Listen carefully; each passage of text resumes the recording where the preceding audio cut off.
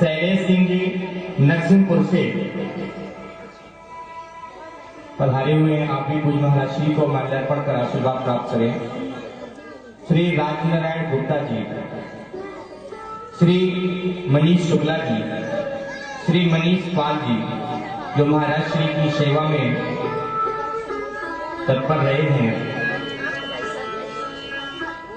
श्री प्रधान जी नरौन से आए हुए हैं, पूर्व प्रधान जी, और गायत्री परिवार से यहाँ उपस्थित हैं, वो भी महाराज श्री को माल्यार्पण कर आशीर्वाद प्राप्त करें।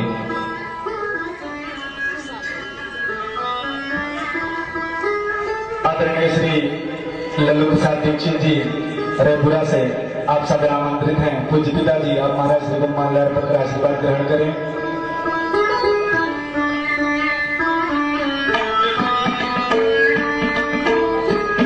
कुछ ही क्षण में महाराज श्री का धर्मसभा संबोधन प्रारंभ होगा। अतः मैं समस्त क्षेत्रवासियों को पुनः आग्रह करता हूँ यथाशीघ्र अधिक से अधिक संख्या में पधार कर अपने जीवन को धन्य बनाएं।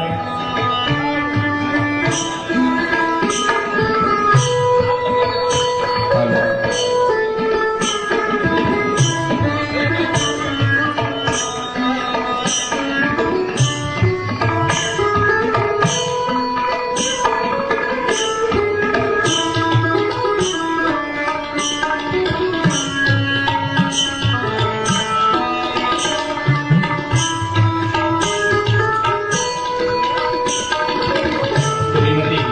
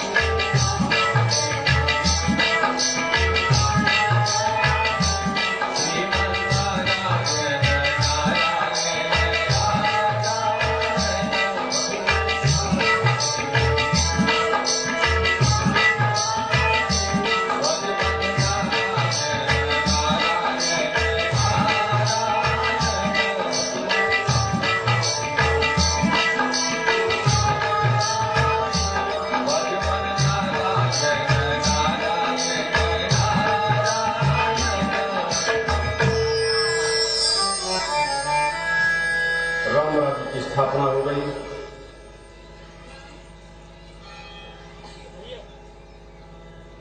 सीताराम का राज्याभिषेक संपन्न हुआ। भरत जी युवराज पद पर प्रतिष्ठित हुए।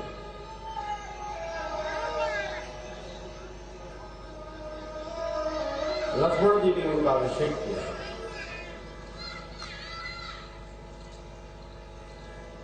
वशिष्ठ आदि गुरुजनों ने सब उसको स्वीकारा। प्रजा प्रसन्न हो गई और चारों ओर मंगल हो गया।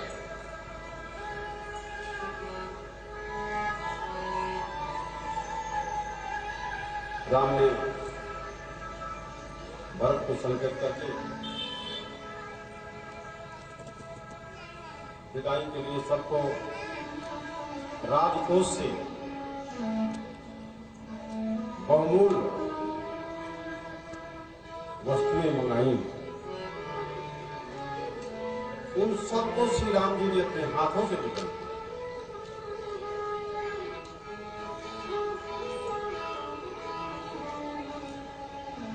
बहुत सी मूल्यवान वस्तुएं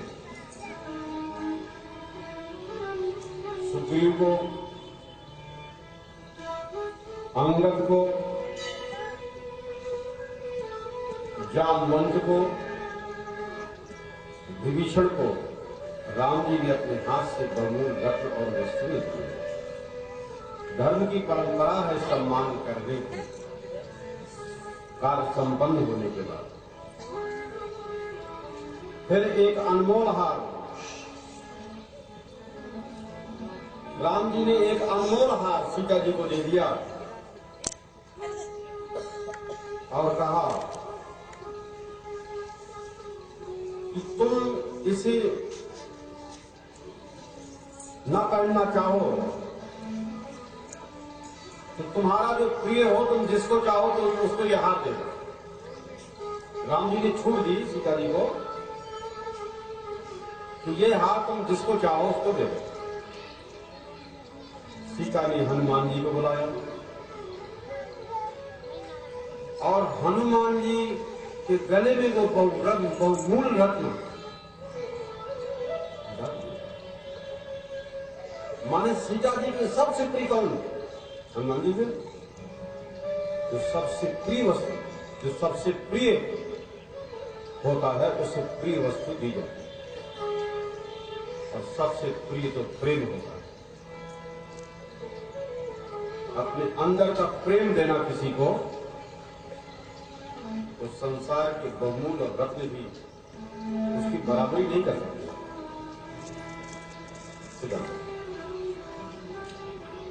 तो सीता जी ने हनुमान जी को सबसे कीमती चीज क्या थी?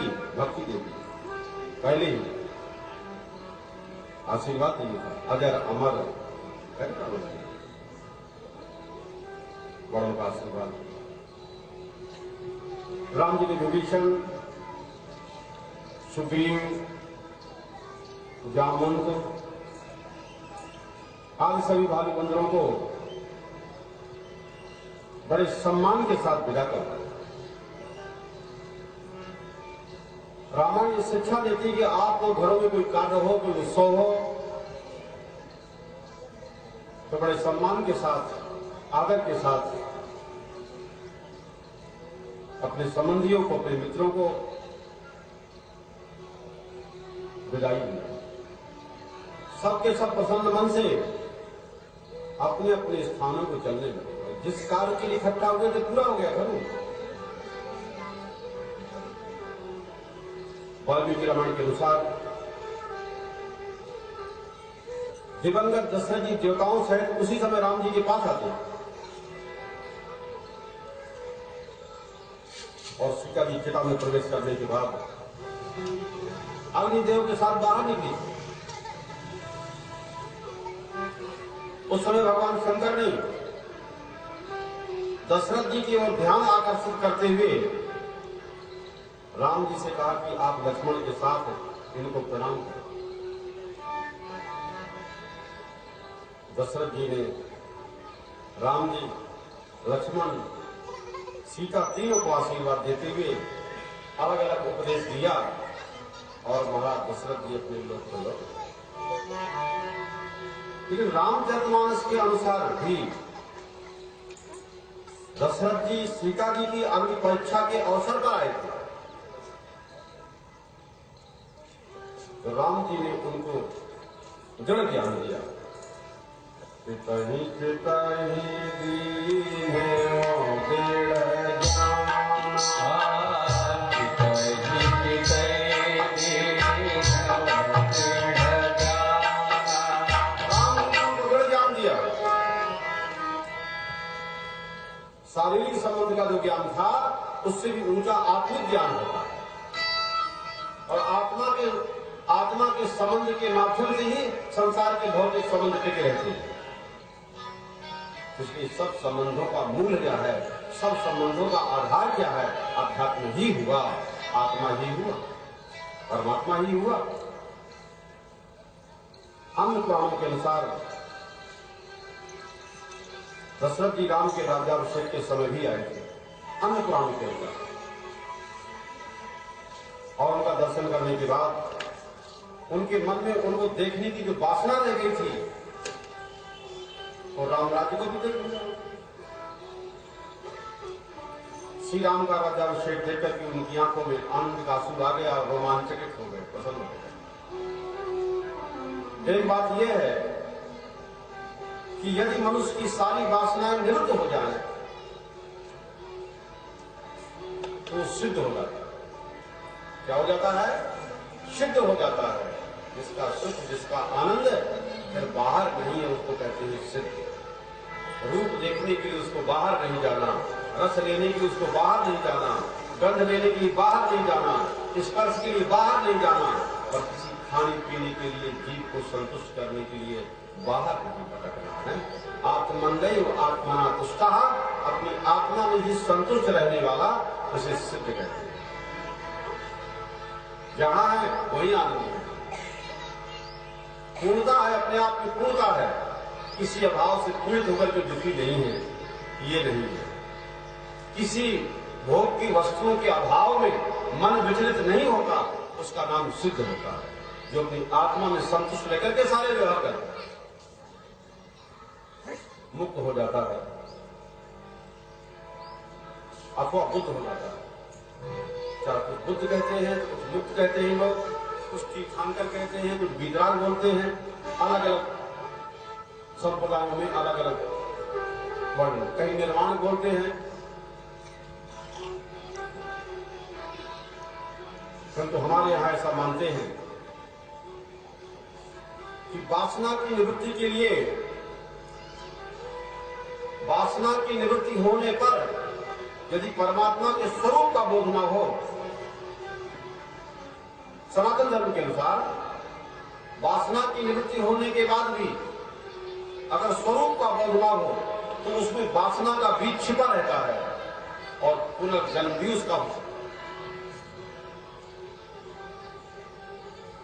अन्य आचार्यों ने कहा कि जब दूसरी बार दशरथ जी मिले तब रामचंद्र जी ने उनको परम तत्व का बोध कराया। फिर दशरथ ने राम जी को प्रणाम किया उल्टे और पहले तो मानते थे कि हम पिता हैं और ये हमारा पुत्र है, और जब ज्ञान हो गया तो मानते हैं राम को परम तत्व। धरती पर राम का राज्य स्थापित हो गया और सारा जगत ही राममय हो गया। सारी पृथ्वी जो क्षीर सागर से घिरी हुई है, ये सब भारतवर्ष को ली जाती थी और राम का राज्य, क्षत्रिय सम्राट राजाओं का राज्य क्या है, धर्मपूर्वक शासन करने पर संपूर्ण विश्व में उनका शासन हो जाएगा। आप लोगों को आश्चर्य लग रहा होगा ना, अभी अंग्रेजों का शासन नहीं था कर सकते। विश्व के कितने देशों के ऊपर उनका शासन चल रहा था, ध्यान नहीं है क्या? आपको आश्चर्य लग रहा है? ये बातें आश्चर्य लग रही है कि ऐसा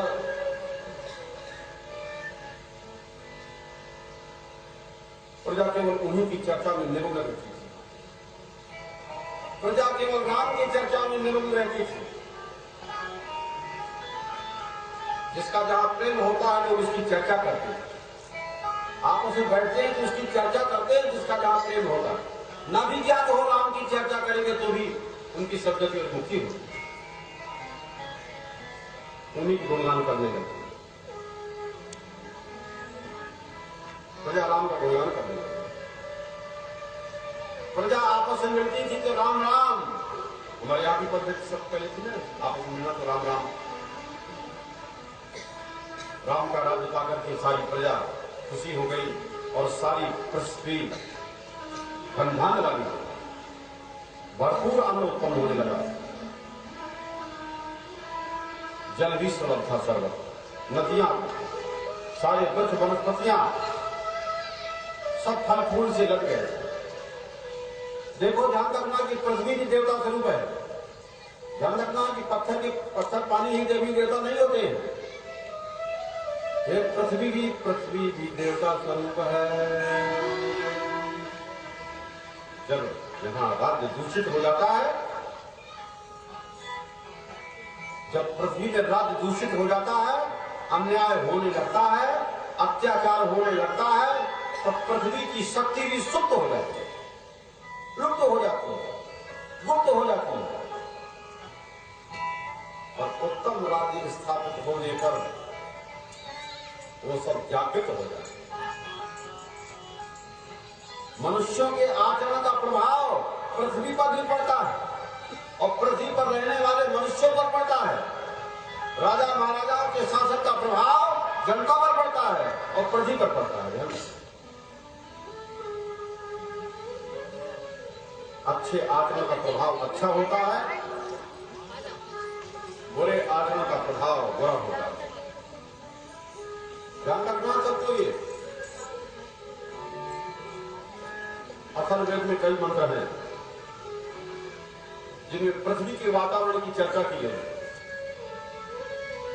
ब्राह्मण विद्वान लोग कहते हैं भूल शांति, अंतरिक्ष शांति। इसका मतलब है भूलोक शांत, पृथ्वी शांत और पर्यावरण में कोई अशुद्धि नहीं है।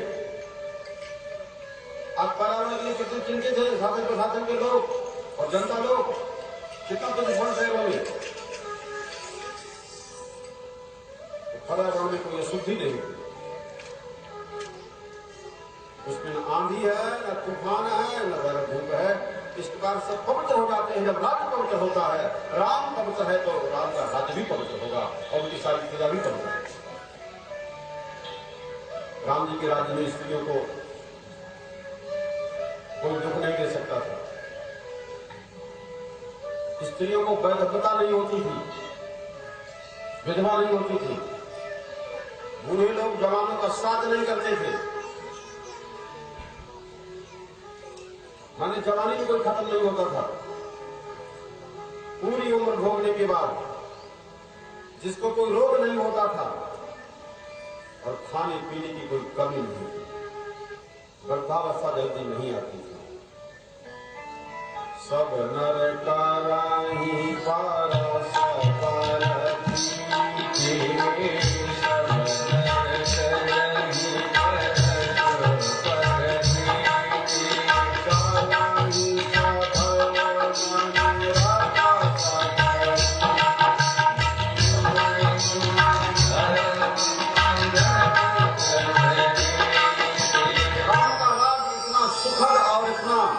शांतिपूर्ण और संपन्न सिद्ध हुआ कि आज भी भारतवर्ष में लोग राम राज्य की चर्चा करते हैं कि राम राज्य कब आएगा। पृथ्वी में पुनः राम राज्य की स्थापना हो,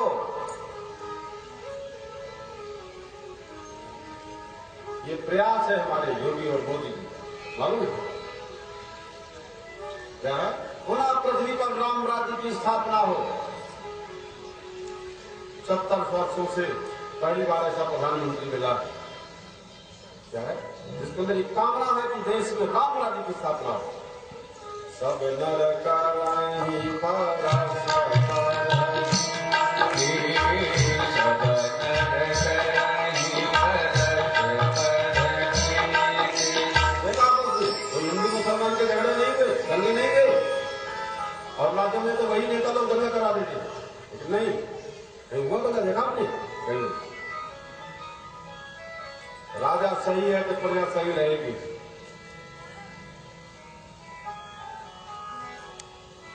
समस्त राज्य पद्धतियों का आदर्श है। इस दुनिया में जितने भी राज्य पद्धतियां हैं, सब राज्य पद्धतियों का आदर्श है राम राज्य।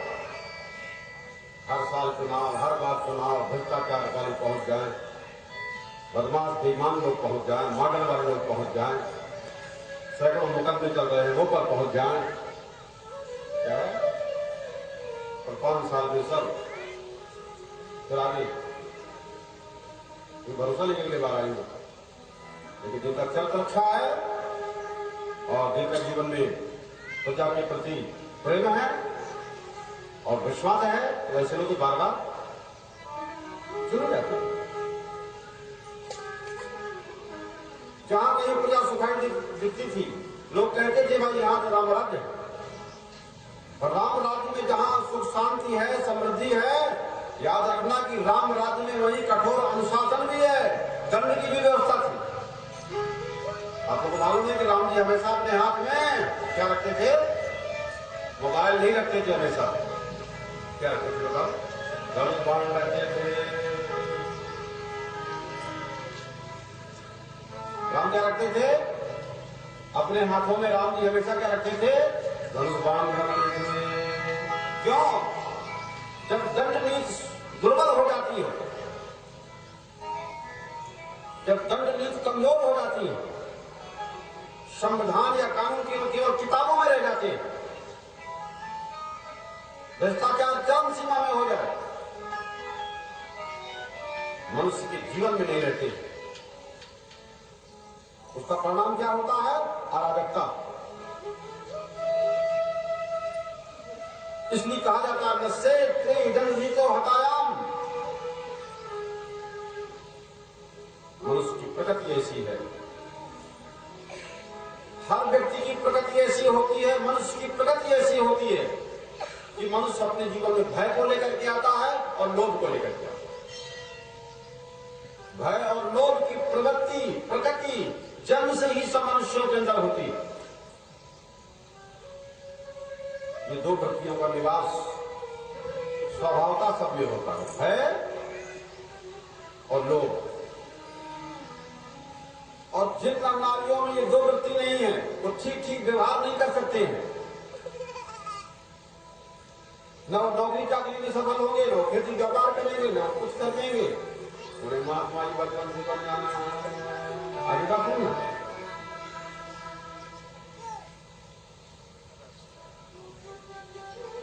जिनमें ये दो वृत्तियां नहीं है, भय वाली वृत्ति और लोभ वाली वृत्ति, ऐसे कमाए वैसे कमाए, वो व्यवहार ठीक ठीक नहीं चला पाते हैं। अगर गृहस्थी में रहेंगे तो ठीक ठीक व्यवहार चला नहीं पाते। इस बात का भय तो रहना चाहिए सभी को, यदि हम उदंडता करेंगे, उच्छृंखलता करेंगे, उदंडता का आचरण करेंगे, तो कोई राजा भी है, कोई शासन प्रशासन भी तो है, हमें दंड देगा और वो राजा शासन प्रशासन हमको पुरस्कृत भी करेगा तो अच्छा काम करेंगे। राजा को इस बात को ध्यान रखना चाहिए कि अच्छे काम करने वालों को पुरस्कृत करे और संविधान के धर्म के विपरीत करने वालों को दंडित करे। राजा वही है। राम ही सबके राजा हुए हैं। राम का आदर्श सब राजाओं को अपना आदर्श बनाना चाहिए। भारत धर्म प्रधान देश है कि अमेरिका, जर्मन और पाकिस्तान नहीं बन सकता कभी। क्या भारत जर्मन नहीं बन सकता, ऑस्ट्रेलिया नहीं बन सकता, भारत तो भारत ही रहेगा। ज्ञान में रत रहने वाला, धर्म में रत रहने वाला, उसका वैदिक धर्म। एक मर्यादा की स्थापना, राम ऐसे राजा हुए कि अपनी प्रजा में एक मर्यादा स्थापित कर दी, ले इसके आगे नहीं बढ़ना है, किसी व्यवहार करो पर इसके आगे नहीं बढ़ना है। और राम निरंतर देखते रहते थे, शासन प्रशासन के लोग देखते रहते थे, जनता पर नजर रहती थी कि ये मर्यादा का पालन कर रहे कि नहीं कर रहे। हमारी जनता मर्यादा का पालन कर रहे नहीं कर रहे, उल्लंघन तो नहीं हो रहा है।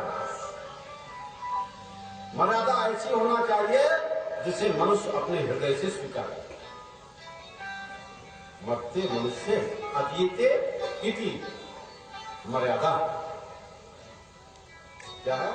मर्त्य मनुष्य अतीते इति मर्यादा।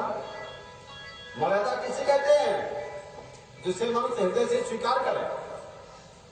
हमारे यहां न्याय, वैशेषिक दर्शन, सांख्य दर्शन, योग दर्शन, मीमांसा, वेदांत, बौद्ध और जैन अनेक दर्शन है। इसके अलावा एक दर्शन और है जिसे बोलते हैं चार्वाक दर्शन। उसका खंडन गौतम ने किया, कणाद ऋषि ने किया, कपिल ने किया, पतंजलि ने किया, जैमिनी ने किया, व्यास जी ने किया। ये सब बड़े बड़े आचार्य हुए हैं सनातन धर्म के। इन सब ने चार्वाक दर्शन का खंडन किया, उस पर खूब चोट किया। शब्दों की चोट होती है, क्या शब्दों की चोट होती है, बहुत शब्दों का चोट किया, खूब तलवार का प्रहार किया। जैसे तलवार का प्रहार होता है ऐसे शब्दों का भी प्रहार होता है।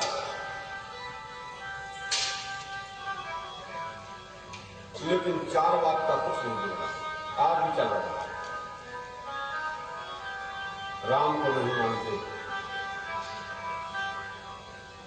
रामायण को नहीं मानते,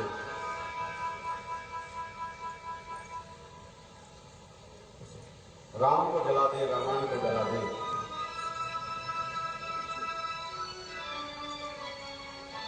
मंदिर की जरूरत नहीं,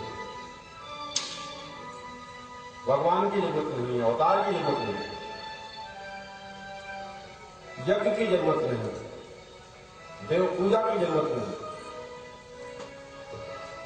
बहुत तलवार की चोट किया, लेकिन 4 लाख का अभी तक भी कुछ बिगड़ा नहीं है। वो अपने स्थान पर बना हुआ है।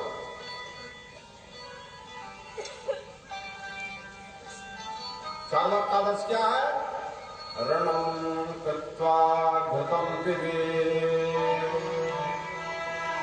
कहता ऋण लेकर के खूब घी पियो और मर जाओगे तो शरीर मिल जाएगा और आत्मा परमात्मा कहीं कुछ है नहीं करेगा। अभी बात नहीं, बेईमानी करो, शोषण करो, भ्रष्टाचार करो, मारकाट करो, शराब पियो, व्यभिचार करो, जुआ खेलो, किसी पर आक्रमण करके संपत्ति लूट लो जबरदस्ती,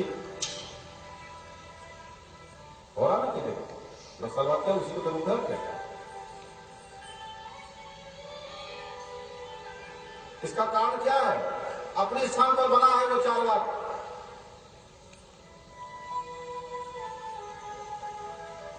इसका कारण यही है कि वो विशुद्ध व्यवहारिकता के धरातल पर है। उसका उपयोग यही है कि शासन को सर्वथा लोकायत होना चाहिए। उसे किसी के साथ उनके स्वर्ग नरक और पूर्व जन्म के आधार पर न्याय नहीं देना चाहिए। वर्तमान को देख के ही न्याय देना चाहिए। किसी को लोकतंत्र बोलते हैं, लोक को देख कर न्याय देना।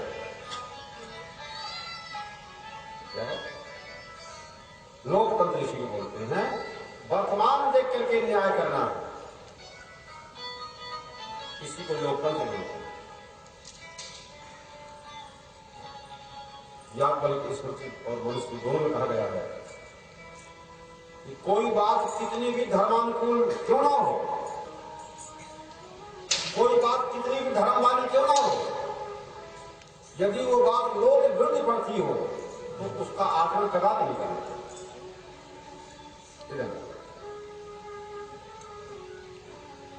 कितने नियम कानून सरकार करना बना दे, लोग विरुद्ध पड़ेगा तो जनता को मानेगी। तो नियम कानून ऐसे हो कि जनता उसको हृदय से स्वीकार करे। नीति ग्रंथों में कहा गया है यद्यपि शोधम लोक विरोधम नो करणीयम नो करणीयम। यद्यप शुद्धम लोक विरुद्धम, यद्यप शुद्ध है नियम कानून लेकिन लोक विरुद्ध है। लोगों को भी ध्यान रखना है, जिसमें लोगों का मंगल भरा हुआ हो, लोगों का कल्याण भरा हो। सारे नियम कानून, शासन प्रशासन, सरकारें लोक मंगल के लिए होती है, जनता कल्याण के लिए होती है। इसको ध्यान रखना है। अपने स्थान पर लोग हैं बहुत महत्वपूर्ण है। शासन को बराबर उस पर दृष्टि रखनी चाहिए। और यदि लोक हित पर दृष्टि नहीं होती तो प्रजा अराजक हो जाएगी और सारे राज्य को नहस तहस भी प्रजा कर सकती है। ध्यान रखें, ऐसा भी कई बार होगा।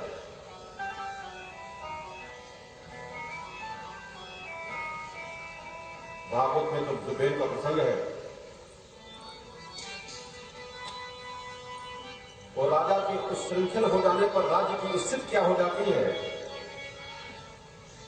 राजा ही उच्छृंखल हो जाएगा, बड़ा अधिकारी ही उच्छृंखल हो जाएगा, छोटा तो होना ही है। कौन लोग पाएंगे? तो बड़ा सही रहेगा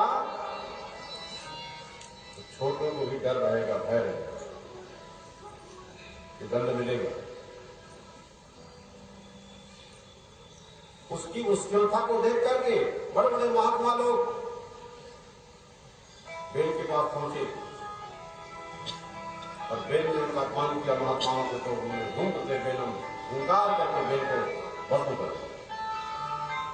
जब बेल के शरीर का मंथन किया गया, प्रभु ने किस प्रकार से धरती को पृथ्वी से उत्पन्न हुए, आर्ची और पशु उत्पन्न हुए। उस कितने बड़े नास्तिक थे, भगवान भरा था, वहीं से पशु और अर्थ निकले। तो देखो प्रथम धरती का भगवान बन करके रहे, जलाशय बनाए, भोजन का प्रबंध कर दिया, बस्तियां बनाई, अन्न उत्पन्न करने की बहुत सी, धरती को समतल किया। तब जनता ने पृथ्वी को और अर्थ से कह दिया कि लक्ष्मीनारायण भगवान के अवतार है। 24 अवतारों में जनता ने भगवान को स्वीकार किया। जनता स्वीकार करती है कि भगवान निर्धन है। भगवान किसका होता है? जनता का। जनता के लिए जो कार्य करेगा, प्रजा के लिए जो कार्य करेगा, तब वो चिल्लाती है कि यही तो पृथ्वी का भगवान है। भगवान कोई आसमान से नहीं आते, अगर आए हैं तो जनता के हित के लिए काम करें और जनता का समर्थन प्राप्त करें। धरती पर हमेशा सुशासन की आवश्यकता रहती है। कोई होगा समय जब सब लोग अपने आप अनुशासित रहते होंगे, लेकिन आजकल तो हम उसकी कल्पना ही कर सकते हैं। राम राज्य को इसलिए हम आदर्श मानते हैं कि उसमें सत्पुरुषों को अपने कल्याण के लिए जितनी छूट थी, उतना ही नियंत्रण था। दुष्ट और दुराचारियों पर नियंत्रण था। आजकल की भाषा में जिसको अराजक करते बोलते हैं, आजकल की भाषा में जिसको आतंकवादी बोलते हैं, नक्सली बोलते हैं, और क्या बोलते हैं, जिसके कारण शासन परेशान है कि नहीं, हमारे देश की सेना फौज से परेशान है कि नहीं, उसका कहीं नामो निशान नहीं था राम राज्य में। और यदि कहीं होगा भी तो राम जी के धनुष बाण का भय उनको हमेशा बना रहता। हिम्मत नहीं पड़ती थी आतंक फैलाने की कि राम के बाण से हम बचेंगे। राम ने छूट दे रखी है सेना फौज पुलिस को। क्या है? जैसे योगी जी ने छूट दे रखी है, काउंटर करो उनको। क्या है? इतने बड़े बड़े अपराधियों को, जिसने सैकड़ों की जान ले लिया, सैकड़ों लूट लिया, क्या है? उनको जेल में रखने से क्या फायदा हो? मुकदमा लड़वाने से क्या फायदा हो? इनको तो काउंटर करके भगवान के सामने भेज दीजिए। छोड़ दिया फौज को, पुलिस को, उन्होंने अपना काम कर दिया। शासन प्रशासन क्या है? हमेशा काम करता है, ये छूट मिलनी चाहिए। आज के युग में किसी अच्छे देश की पहचान क्या है? उसकी धरती बढ़िया सस्य श्यामल हो, हरी भरी हो, हरे भरे पर्वत हो, खनिज संपदा हो, नदियां भी हो, उद्योग भी हो, व्यापार भी हो, फल फूलों से लदी हुई वनस्पतियां हो, यातायात के साधन हो, शिक्षा हो, स्वास्थ्य हो, बिजली हो, और शक्तिशाली देश में लेकिन सेना भी होनी चाहिए। ये सब है, लेकिन सेना नहीं तो क्या होगा? हम तुम सुरक्षित नहीं रहेंगे। राम राज्य में ये सब कुछ था। प्रजा अपने राजा रामचंद्र से सर्वसा संतुष्ट रहे। राम का राज्य एक बार हो गया तो बदला नहीं गया। 5 साल में बदलना क्या है? बड़ा खतरनाक प्रक्रिया है। ये व्यवस्था आगे चलेगी नहीं। हमारा धर्म प्रधान देश का रंग है।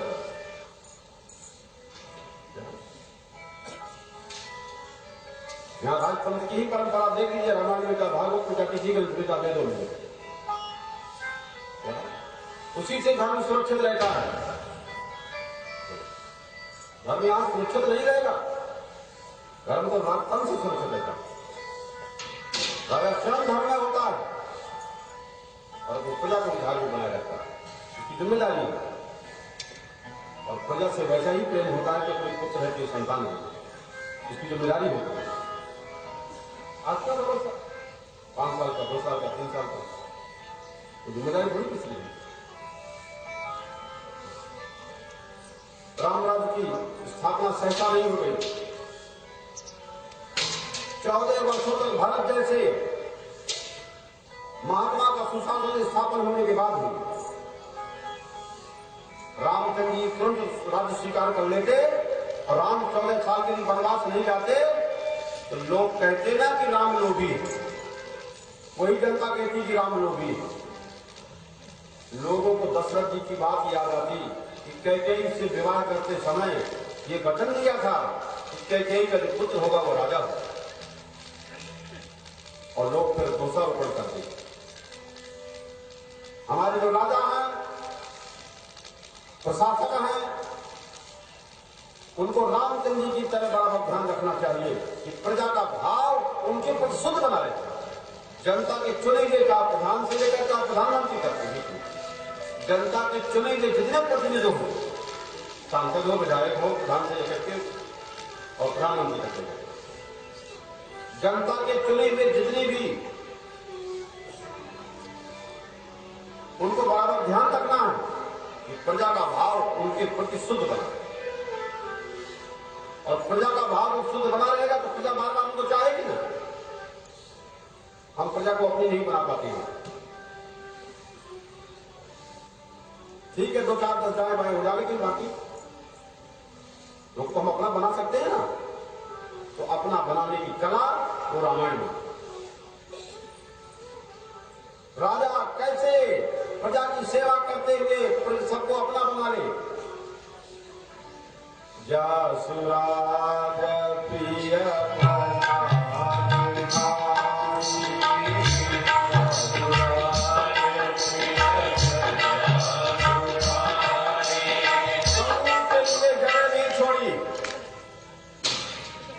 गांव के प्रधानों ने पहले 70 साल पहले से बता रहा हूं, अभी तक नहीं, पहले गायों की जो भूमि थी सब पत्ते पत्ते कोई जगह, धर्म कार्य करने गांव के बाहर कोई जगह नहीं, गैयों खड़े होने कहीं कोई जगह नहीं।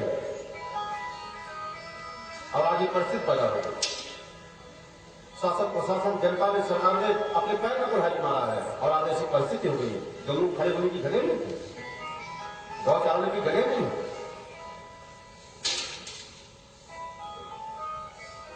कितना बड़ा पाप और अन्याय। और आज सरकार चिंतित है, जनता भी चिंतित हो रही, परेशान हो रही। किसी का भी जीवन, किसी भी नारी का जीवन जब कठिनाइयों से निकलता है, और कठिनाइयों से नहीं डरता है, निकल जाता है कठिनाइयों को सहन करके, तो रामायण में यह वर्णन किया गया है कि कभी पवित्र हो जाता है। उसे पवित्र के लिए पूजा पाठ नहीं करनी पड़ती। क्या है? किसी का जीवन जब कठिनाइयों से निकलता है, कठिनाई झेलने को तैयार रहता है, तब वो पवित्र हो जाता है। और तो उसे कहते हैं जो भद्र भी न काट सके, उसका नाम पवित्र होता है।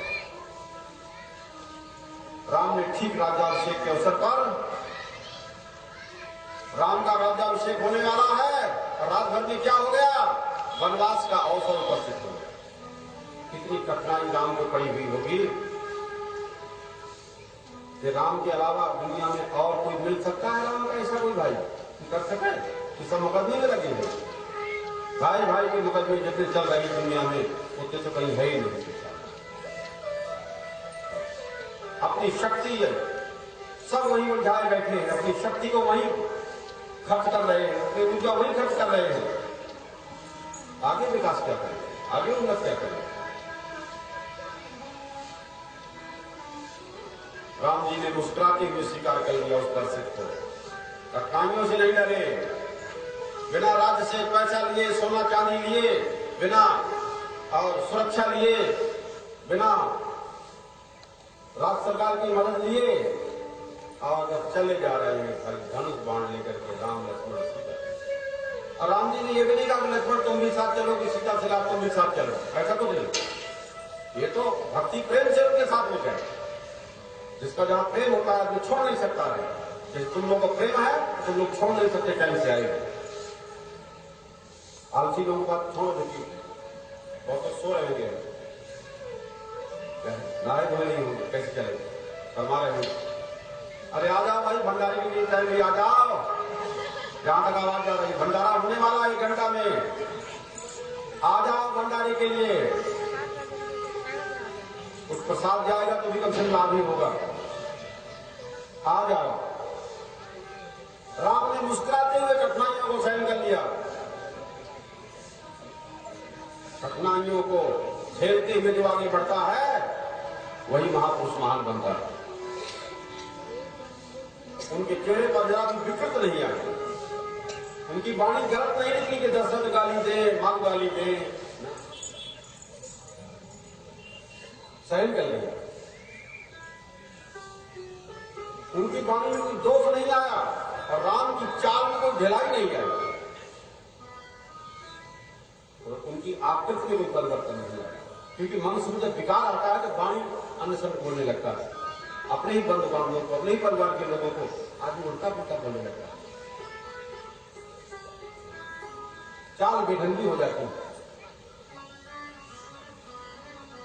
और जब 14 साल के बाद राम आते हैं, वन के सब संकटों का सामना करने के बाद जब राम अयोध्या पहुंचते हैं तो अयोध्या वासियों का प्रेम राम के प्रति अनंत गुना है। ये प्रेम कहां से आया? त्याग से आया।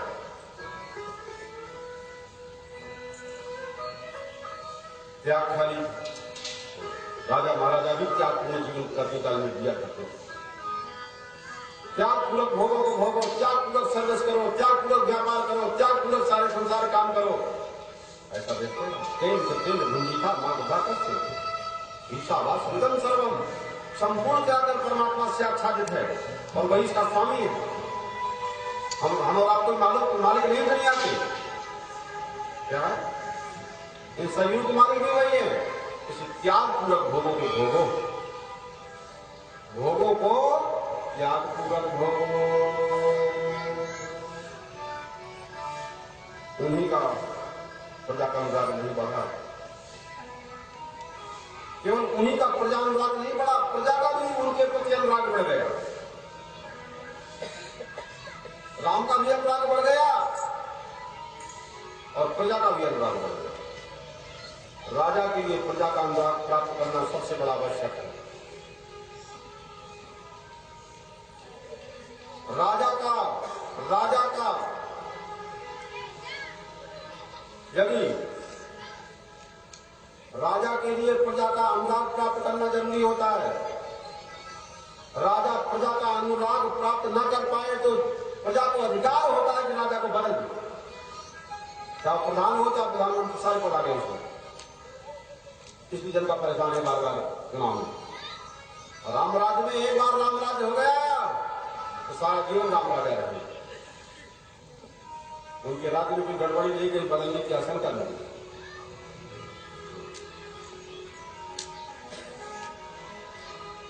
और राम सारे प्रवासियों को बुलाते हैं और क्या कहते हैं? जो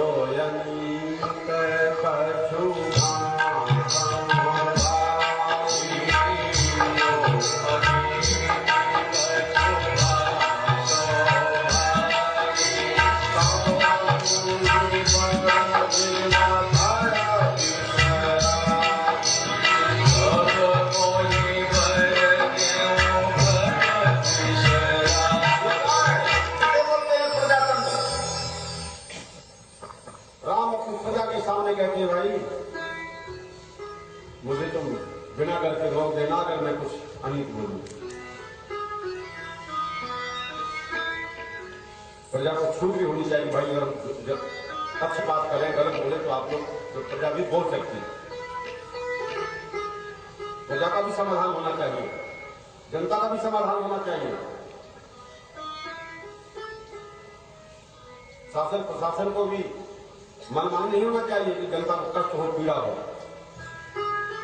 क्या है? जब कितनी पूजा पाठ करेंगे और सारा धर्म कर्म का फल खत्म हो जाएगा। प्रजा के अनुराग के बिना राज्य का अनुशासन नहीं चल सकता। क्या है? प्रजा के अनुराग के बिना राज्य का अनुशासन नहीं चल सकता। प्रजा चाहती है कि राजा रहे तो कौन मिटा सकता है? और प्रजा न चाहे तो बदलने का अधिकार है कि नहीं? राजा को भी ये नहीं सोचना चाहिए कि हम राजा हो गए और मनमानी करें। अधिकारी को नहीं सोचना कि हम अधिकारी हो गए, चाहे मनमानी करें। रामचंद्र जी चाहे जो कुछ भी कर सकता है और चाहे जैसे रह सकता है, राजा हो गए हैं, ऐसा नहीं। उनको भी एक संविधान का ध्यान है।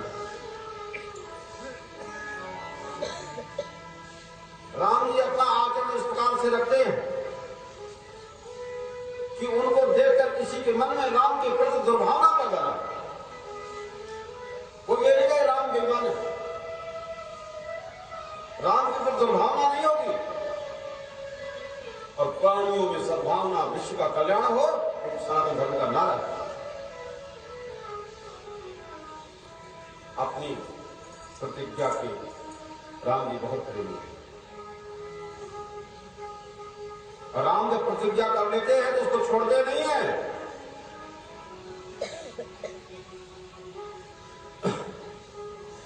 दुष्टों का दमन करने की राम ने प्रतिज्ञा कर लिया।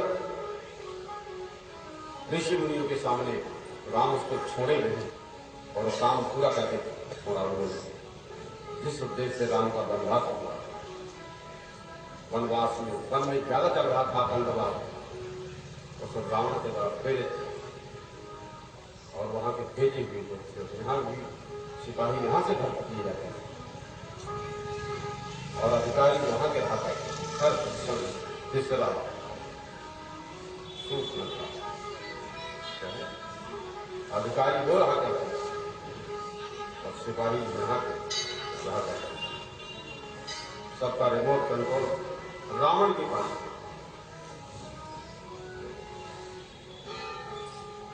हमारे प्रशासकों को चाहिए कि जनता के सामने जो प्रतिज्ञा करें उसका पालन करें। जो जो वादे करते कुर्सी मिलते ही भूल जाते,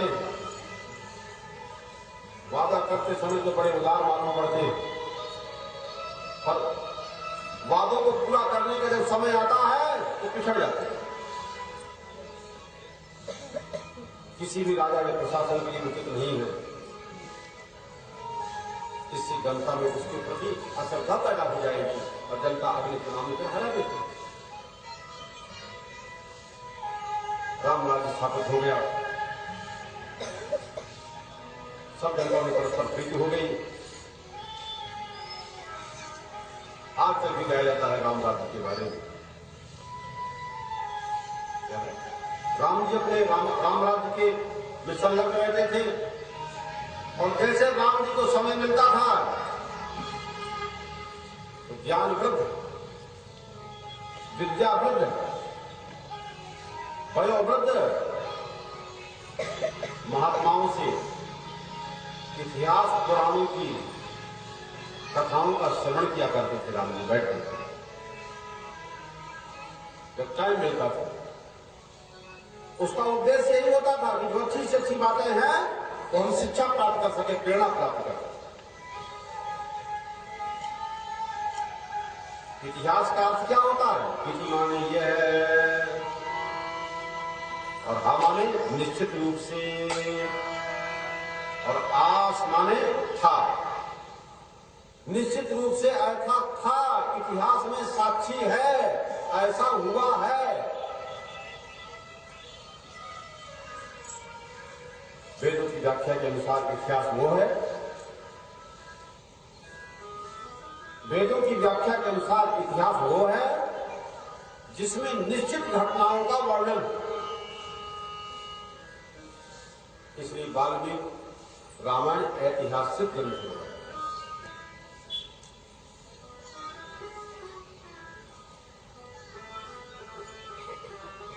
इतिहास जब काव्य हो जाता है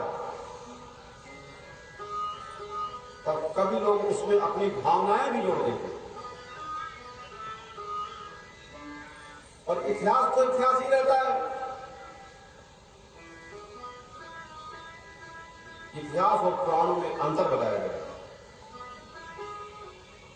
इतिहास पहले क्या हुआ ये बताने के लिए होता है और पुराण तो शिक्षा के लिए होता है कि किसको क्या करना चाहिए, किसको क्या करना चाहिए। इति माने मृत्यु भी होती है। लोग कहते हैं इसकी तो इति हो गई, मृत्यु अर्थ मानने पर इतिहास का मतलब हो जाएगा मृत्यु की हंसी, मृत्यु का अट्टहास। मृत्यु का अर्थ मानने से ठीक माने मृत्यु, और मृत्यु अर्थ मानने पर इतिहास का मतलब हो जाएगा मृत्यु की हंसी, मौत का अट्टहास। मौत हंसती है, इस बात पर हंसती है कि ना जाने पृथ्वी पर कितने कितने बड़े राजा हुए, कितने कितने बड़े अधिक से अधिक अभिमान रावण का हुआ। रावण के दर का कोई ठिकाना नहीं था, पर आज वो सब है कहां? इस पृथ्वी उनकी हड्डियां लगी हुई। सबके सब इतिहास के अंत में मौत के गोद में सो गए, सब कुछ यही छूट गया, कुछ भी साथ नहीं ले सके, उसका नाम इतिहास। रामचंद्र इतिहास भी सुनते थे और पुराण भी सुनते थे। अगस्त ऋषि ने उनके पास बैठ करके उनको सारी कथाएं सुनाई। अयोध्या के लोगों को रावण के, कुंभकर्ण के, मेघनाथ के प्रताप का पहले ज्ञान हो जाए और ये जान जाए कि उन्होंने किस प्रकार से दिग्विजय प्राप्त किया था, कैसे देवता दानव सब उनके बस में हो गए थे, लंका नगरी कैसी थी, ये जान लेने के बाद अनुभव करेंगे दूसरों को इतना सताने वाला, दूसरों को इतना पीड़ा और तकलीफ देने वाला रामचंद्र जी ने किस प्रकार से विजय प्राप्त किया, कैसे उन्होंने उसको दुर्भावना का जो प्रतीक था, दुर्भावों के प्रतीक को अपने बस में कर लिया, उसको भी शांत कर लिया, उसको भी स्वस्थ कर दिया। ये राम ही कर सकते हैं। समाज में ऐसे लोगों की आवश्यकता है, उसी राम के आदर्श को लेकर के जहां जहां समाज में ऐसी व्यवस्था हो, बोले बराबर उसको स्वस्थ करते रहे, दुर्भावना को मिटाते रहे। दुर्भावना को मिटाने के लिए, सद्भावना को जागृत करने के लिए ये नारायण सेवा समिति की ओर से ये राम कथा का आयोजन रखा गया है। प्राणियों में सद्भावना हो और विश्व कल्याण की भावना हो। आप जानते हैं शास्त्र में जन्म मरण को सत्य नहीं माना गया, वेदांत में और हमारे शास्त्रों में जन्म और मरण को सच्चा नहीं माना गया है। अगर जो लोग जन्म और मृत्यु को सच्चा माने बैठे हैं, पहली बात तो उनका ज्ञान दूषित है, वो चाहे जितने क्यों ना पढ़े। ज्ञान दूषित है, ज्ञान उनका पूर्ण है, पूर्ण नहीं है। जो लोग जन्म मरण को सत्य मानते हैं उनके लिए मृत्यु एक बहुत बड़ी भयानक घटना है।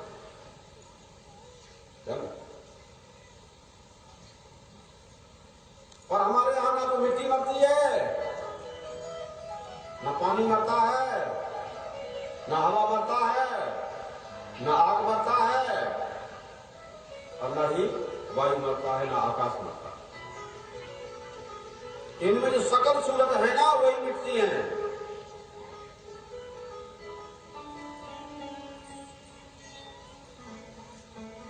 जीव तत्व भी नहीं मरता है। आत्म तत्व ब्रह्म तत्व की मृत्यु को प्रश्न ही कहा है। गीता में वर्णन ही किया गया है दूसरे अध्याय पर 16वें श्लोक पर।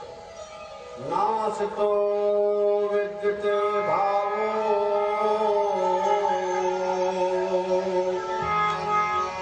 न भावो विद्यते सतः। जन्म मरण वास्तव नहीं है, ध्यान रखना इस बात को। ये कहानी नहीं है, दर्शन है, ये सिद्धांत है। ये सब चलिए उपदेश सही करते बैठे हो। हमारे वीर पुरुष जन्म मरण से डरते नहीं। चंद्रशेखर आजाद, सुभाष चंद्र, भगत सिंह जी फांसी में चढ़ गए, डरे नहीं ना मरने से। वीर लोग नहीं डरते, रहेंगे तो लड़ेंगे और जीवित रहेंगे तो पृथ्वी का भोग करेंगे और अंत में सीधे परमगति को प्राप्त होंगे। वीर लोग, बड़े बड़े पुजारियों को पूजन करने से जो फल प्राप्त होता है वीरों को युद्ध भूमि में दुष्टों का संहार करने में और वीर गति को प्राप्त होने तक वही होता है। बड़े महात्माओं को जो गति प्राप्त होती है, वीरों को प्राप्त होती है। वीर भोग्या वसुंधरा, ये मानते हैं कि आगे जन्म होगा या नहीं, वही लोग कहते हैं कि हाय हाय हमको ये मनुष्य शरीर नहीं मिले और इसके करे पीछे भी जन्म नहीं मानते हैं, वो लोग मृत्यु से डरते हैं। डरने का और कोई कारण नहीं है, यही के मांगे मृत्यु का मनुष्य का शरीर नहीं मिलेगा, ये कहते हैं कि फिर नहीं मिलेगा। अच्छा काम करोगे तो क्या करना है, जिसने ये शरीर दे दिया वो दोबारा नहीं दे सकता वो, है ना कोई संसार का मालिक। तब तो लोग व्यवहार की दृष्टि से अजरमर होता है। मूर्ख लोग ही मृत्यु से डरते हैं, अज्ञानी लोग ही मृत्यु से डरते हैं। और मृत्यु और भय और शोक से दूर करने के लिए आध्यात्मिक गुरु होता है। ज्ञान के द्वारा भी मृत्यु का भय दूर होता है। मृत्यु भावना बदलने का, मृत्यु भाव बदलने का एक नाम है। एक स्थान पर कथा आती है कि ब्रह्मा जी के मन में भावना आ गई, तब शरीर बन गया। उससे उनको संतोष नहीं हुआ, ब्रह्मा जी ने दूसरी भावना कर दिया तो दूसरा शरीर बन गया। ब्रह्मा जी को फिर भावना किया, दूसरा शरीर बन गया। इस ऐसी भावना बार बार ग्रहण करते रहे, बार बार छोड़ते रहे, छोड़ते जितने हैं ब्रह्मा जी के सब छोड़े शरीर है। तो ब्रह्मा जी नई नई भावना करते रहे और नए नए शरीर बनते रहे।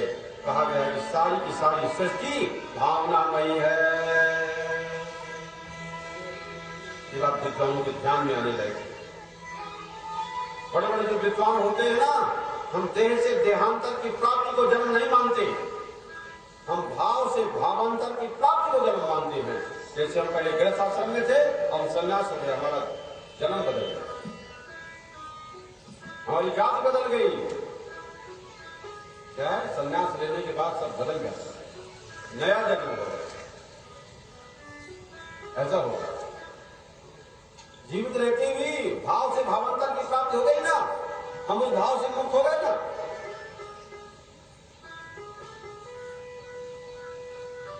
जब देह में मय हो गया, उसका जन्म हो गया। और जब उस देह को, अब उस मय को देह से ग्रहण करने की शक्ति नहीं रही, तो उसका नाम मरना हो गया। जब उस देह में मय को ग्रहण करने की शक्ति नहीं रही, तो उसका नाम मृत्यु हो गया। और देह में मय बना कर दिया, वो जन्म हो गया। कुछ देह धर्म प्रधान, कुछ काल प्रधान, कुछ धर्म भौतिक प्रधान होते हैं। और हमारा जो धर्म होता है, सनातन धर्म शुद्ध चैतन्य प्रधान है, उसमें जन्म मृत्यु का कोई स्थान नहीं है। राम जी का संविधान ऐसा है कि जिसमें सेवक के अपराध हो, सेवक से अपराध बन जाए, तो उस अपराध को स्वामी का अपराध माना जाता था। राम राज्य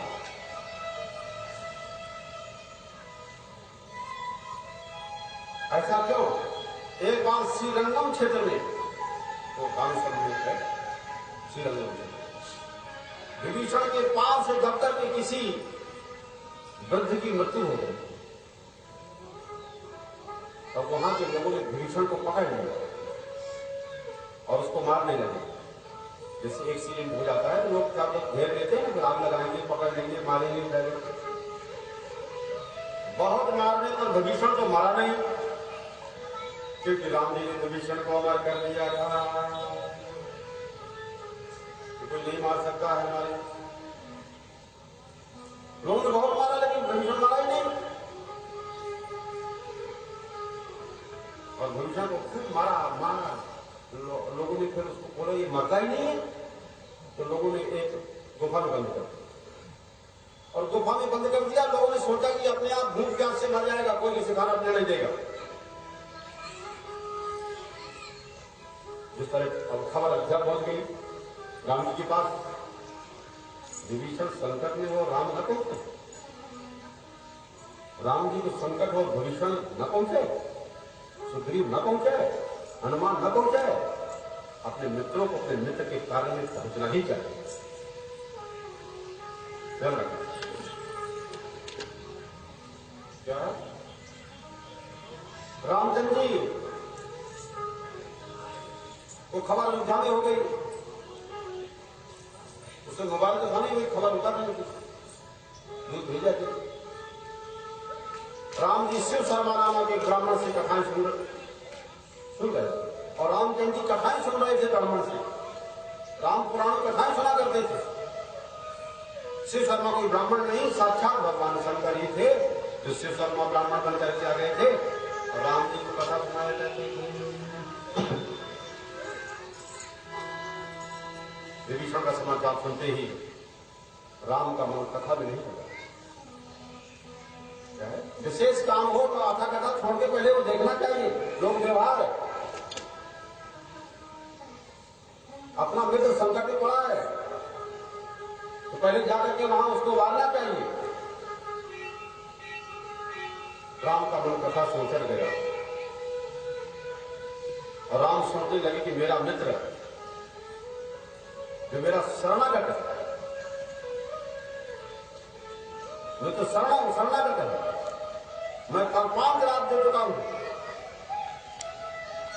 और वो इतने संकट में पड़ गया, मुझे सूचना मिली है। राम के अंदर उच्चाटन हो गया। शिव शर्मा नाम के जो ब्राह्मण थे वो साक्षात शंकर जी ही शिव शर्मा नाम के ब्राह्मण बनकर के आए थे। राम को राम कथा सुनाई करते थे। बोले महाराज आपके चेहरे पर कोई चिंता आ गई। शिव शर्मा ब्राह्मण साक्षात शंकर जी थे, वेश बदल के आए थे, राम को राम कथा सुनाते थे। और शंकर जी ने कहा देखो आज आपके अंदर कोई चिंता आ गई क्योंकि आपका मन सुनने में नहीं लग रहा। वक्ता को मालूम पड़ जाता है कि श्रोता कितनी जल्द सुन रहा है और श्रोता की जो एकाग्रता होती है और श्रोता का जो प्रश्न होता है वक्ता उसी का समझ होता है। राम ने कहा कि हाँ अवश्य मैं एक चिंता में पड़ गया, मेरा मित्र संकट में है विभीषण, तो अब मेरा मन कथा सुनने में लगा और कथा सुना नहीं जाता है कि उसने ऐसा किया उसने ऐसा किया, तो हमको भी तो ऐसे ही करना पड़ेगा कि हम सुनते ही रहेंगे। सुना जाता है कुछ करने के लिए, अब आपने सुना दिया तो क्रिया रूप में तो हमें व्यवहार रूप में परिवर्तन करना पड़ेगा। अब जब इन सब समस्याओं से खाली जाए तो बैठ के फिर सुनेंगे और आप सुनाओगे। सुनना सुनाना चाहिए, लेकिन जहां कर्तव्य उपस्थित हो जाए वहां व्यक्ति सुनने सुनाने से पहले कर्तव्य का पालन करेगा। ये धर्म की परंपरा। सोचिए ग्रही जो मोह बसा,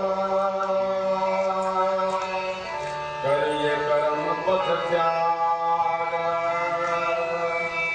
सोचिए गति प्रपंच विगति विवेक विचार। राम जी ने पुष्पक विमान का स्मरण किया और राम के स्मरण करने मात्र से विमान सामने आ गया। राम इस विमान में चढ़ करके श्रीरंगम पहुंच गए और उनका स्वागत सत्कार करने के लिए जनता इकट्ठा हो गई। लोगों ने कहा हम आपका स्वागत करेंगे।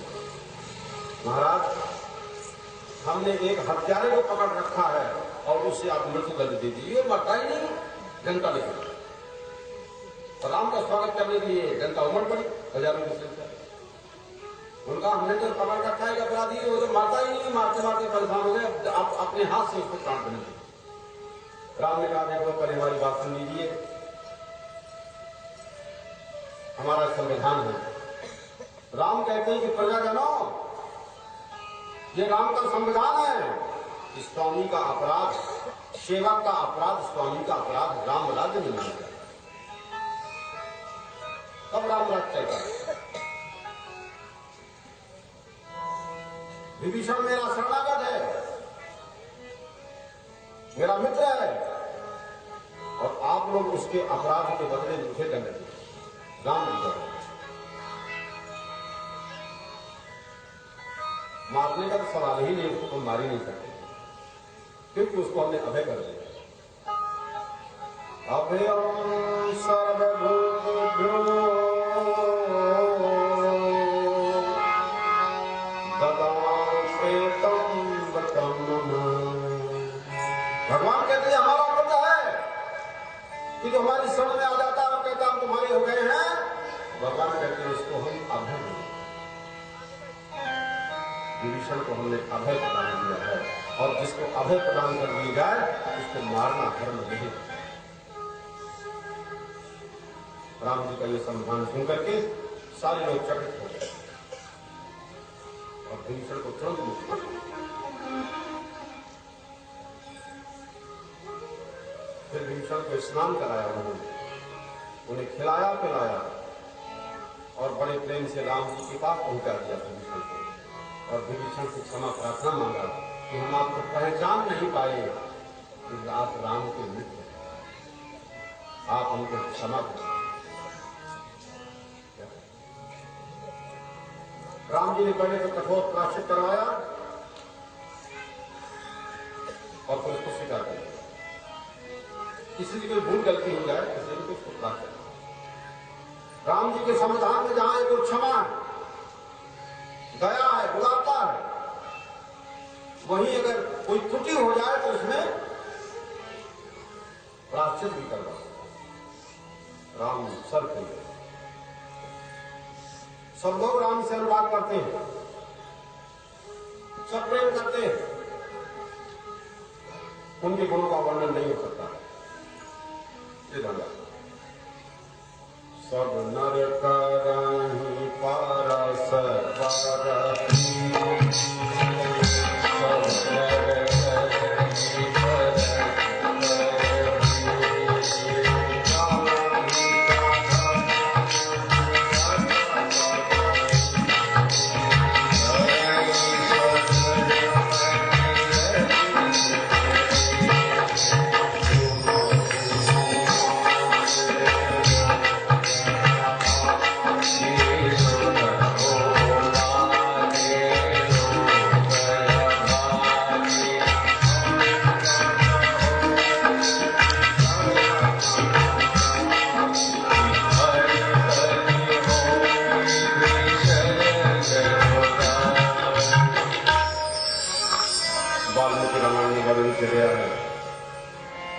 लौकुश संगीत के साथ, लौकुश का जो रामायण होती थी वो संगीत के साथ होती थी। संगीत बुरी चीज नहीं है, कहीं नहीं लिखा कि तमोगुण है कि रजोगुण है। संगीत के माध्यम से लौकुश के संगीत के साथ ऋषि वाल्मीकि रामायण शुरू और उसमें सब लोग बड़े भाव सुनते और उसमें भागवत में वर्णन किया गया है कि संकालिक ऋषि भागवत कर रहे हैं, नारद जी श्रोता बन के बैठे हैं, तो भक्ति महाराज में प्रकट हो गई, भगवान प्रकट हो गए, नारद जी प्रकट हो गए, उद्धव जी प्रकट हो गए, अर्जुन प्रकट हो गए, ध्यान मंदिरा लेकर के सब गा रहे हैं श्री कृष्ण को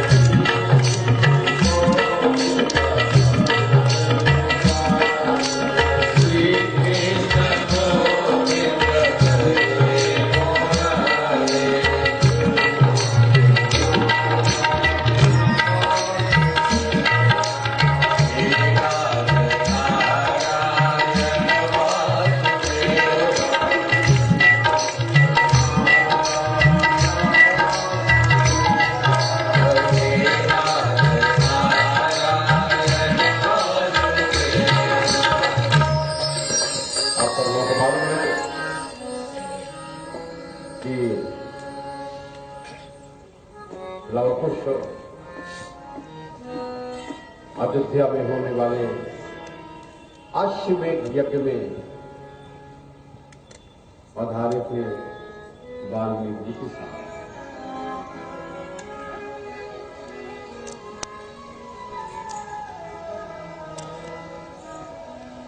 और दोनों गादा करके रामायण सुना रहे हैं।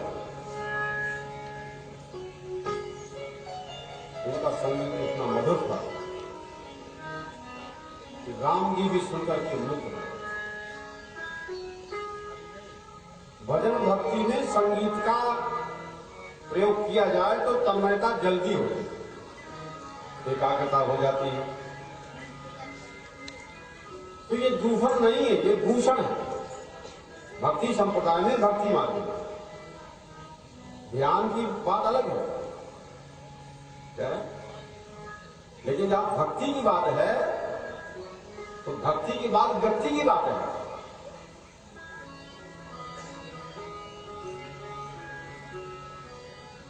राम राज्य स्थापित होने तक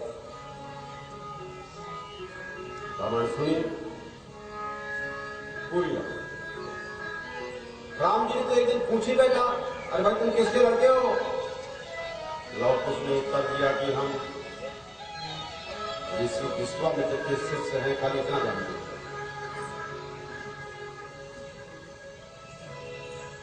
अपने बारे में हम इतना जानते हैं कि हम शिष्य हैं, और लोग उसको जब कोई कुछ दे उपहार भेंट तो नहीं लेते, नहीं गुरु जी की अनुमति के बिना कैसे? कितना अनुशासन सिखाया था। लौकुश से युद्ध होने का भी प्रसंग है वाल्मीकि रामायण में। युद्ध हो, लौकुश ने अपने को वाल्मीकि का शिष्य बताया, और रामचंद्र जी ने वाल्मीकि से पूछा। तो वाल्मीकि ने कहा, राम ये दोनों तुम्हारी सीता के पुत्र हैं। तुमने सीता को जो परित्याग कर दिया था, मेरे आश्रम में रहकर के शिक्षा दीक्षा में निकला, और इनको पता नहीं था कि मैं क्यों। सीता जी मिलवाई गई। वाल्मीकि की कथा अपने ऋषियों में सीता जी की पवित्रता की साक्षी थी। यहां तक कहा कि इनमें कोई दोष नहीं है।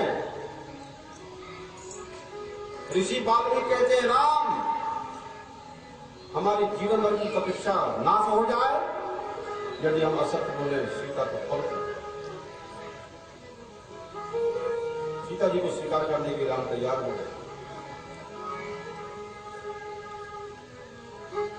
लेकिन कोलाहल सुनाई पड़ा जनता की कि जैसे लंका में अग्नि की परीक्षा हुई थी, ऐसे अयोध्या में भी सीता की अग्नि परीक्षा हो गई।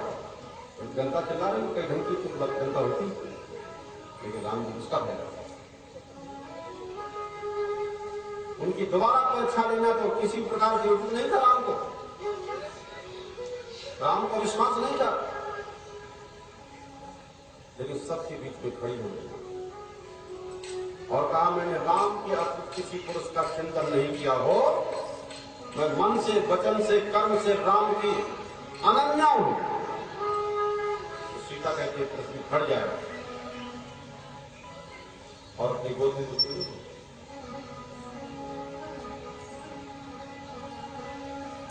सीता जी की वाणी सुनकर पृथ्वी फट गई और दिव्य रस निकला और सीता जी से विराजमान हो गई, और सबके देखते देखते सीता जी धरती में समा गई। सीता ने साफ साफ कहा, मैं जनक की बेटी हूं। ये तो एक विचार मात्र है। हम किसी के पिता हैं, किसी के पुत्र हैं, किसी के बंधु बांधव हैं, ध्यान रखना। तुम किसी की सास, किसी की बहू हो, ये उपचार मात्र है, सच्चा नहीं।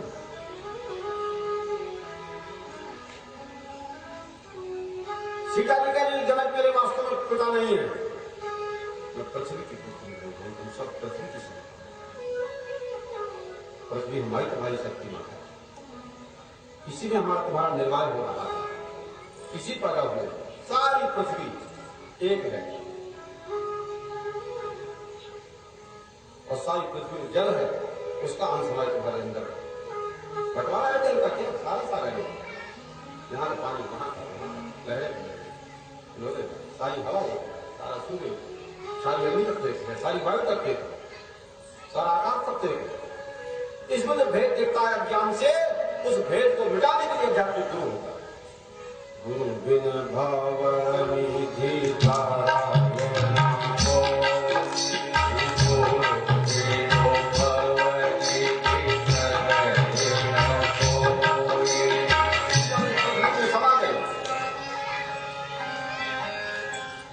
राम के शोक का कोई सीमा नहीं है।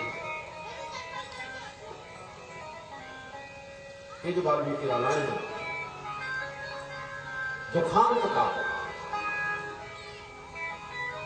दुखांत काव्य है, मन इस काव्य का अंत ही दुख में होता है। इनके जो अंतिम प्रसंग है ना, वो सबके जीवन में दुख उत्पन्न कर रहे हैं, ताकि सभी को वैराग्य हो जाए। क्या है? अंत में सबको वैराग्य हो जाए, छोड़ने की हिम्मत हो जाए। सीता जी के प्रभु में समा जाने के बाद रामचंद्र जी से मिलने के लिए महाकाल आ गए। महाकाल तो सबके सामने आता है, हमारे तुम्हारे सबके सामने आता है, और महाकाल अनेक रूपों में आता है। काल से तो बच सकते हैं, लेकिन महाकाल से नहीं। असावधानी से काल कहीं भी किसी को मार सकता है और बच सकते हैं सावधानी से, लेकिन महाकाल आ गया तो फिर बच नहीं सकता। और प्रधानमंत्री गद्दी में हो और चाहे सुरक्षा हो, चाहे इतना बड़ा चुनाव, एक अजर अमर मूल तत्व को छोड़कर कोई नहीं है जिस पर महाकाल की छाया न पड़ती हो। महाकाल ने शर्त रखी कि जब तक उनकी बात की रामचंद्र जी से होगी, तब तक कोई भी बीच में नहीं आएगा। राम जी से हमारी खाली अकेले बात होगी। अब कोई बात देख नहीं सकता, कोई सुन नहीं सकता। अगर कोई सुनेगा तो फिर आज्ञा दे दिया, तो राम जी उसको मार डाला। अगर किसी ने हमारी बात सुन लिया है तो बीच में आ गया, कुछ बातें मुक्त होती हैं कि सब सुनने के अधिकारी नहीं होता। राम जी ने महाकाल के शब्द मान ली। महाकाल ने कहा कि हमारी तुम्हारी बात कोई सुन लेगा तो तुमको अपने हाथ से मारता, पहले स्वीकार हो तो हम राम करते। वैसा करने की प्रतिज्ञा राम ने ले लिया और कड़े पहरेदार लक्ष्मण जी थे, उनको बाहर बैठा के कोई अंदर आने ना पाए, किसी को ना दे दो। लक्ष्मण जी पहरेदार में मजबूत थे। महाकाल राम जी से प्रार्थना करने लगा कि आप तो साक्षात महाविष्णु हैं, मानव शरीर से जन्म लेकर के आपने धर्म का रक्षण किया है, अधर्म का नाश कर दिया है। अगर आप कृपा करके चाहो तो अपने लोक को पधारो। जिस काम के लिए आप आए थे वो काम पूरा हो गया, तो तबादला होना चाहिए। वहां को छोड़ना चाहिए तो वहां सब मिलेगा, वहां क्या चिंता रहना। जिस समय महाकाल की और श्री राम जी की बात हो रही थी, उस समय दुर्वासा ऋषि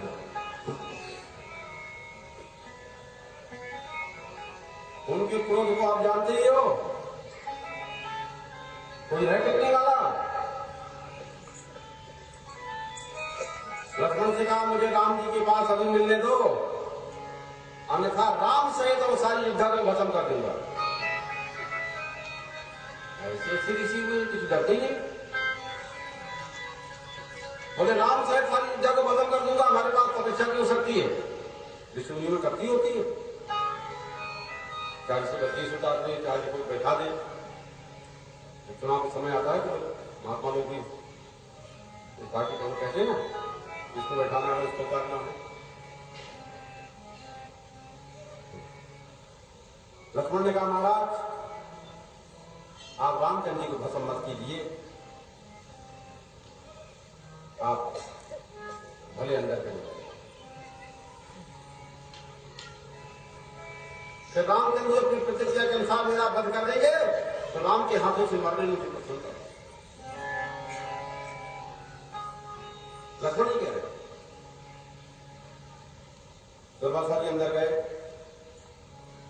तो महाकाल लौट गए। दुर्वासा जी से अंदर गए कि राम की वार्ता बंद हो गई। राम ने दुर्वासा से पूछा महाराज आपकी हम क्या सेवा करेंगे?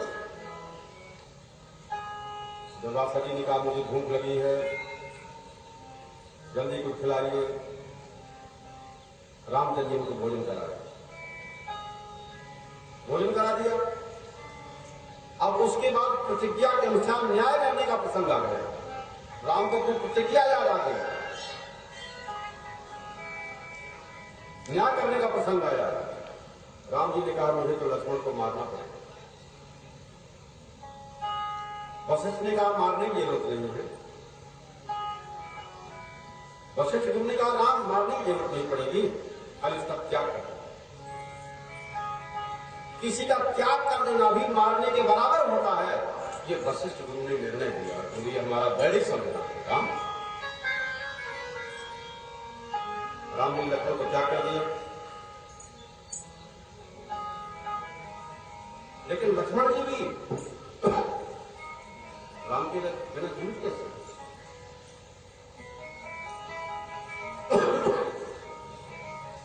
सब भी किनारे पर जाकर के अपने मानव जीवन का प्रत्याग करते हैं।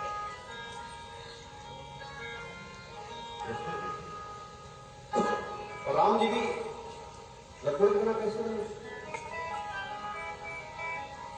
मानव भाव से मुक्त होते ही, उनके मानव भाव से मुक्त होते ही और राम जी सुखाकुल हो गए। और बोले कोई बात नहीं, अपने धर्मात्मा भाई भरत को राज सिंहासन सौंप करके और हम लक्ष्मण के मार्ग का हम भी अनुसरण करेंगे। विद्वान मरने से क्या करते हैं जी? अज्ञानी और अभिमानी मरने से रहते हैं। वीर लोग डरेंगे, ज्ञानी लोग डरेंगे। भरत जी कानून में एक बात बड़ी दौड़ करके आए, विनय पूरा खोले कि आप मुझे सेवा से वंचित क्यों करना चाहते हैं? आपके बिना हम राज्य कैसे नहीं करेंगे? आपके बिना हम धरती के राज्य में क्या करें? तो ये है राम जी के संभावित वियोग के कारण सारी अयोध्या की प्रजा निष्प्राप हो गई।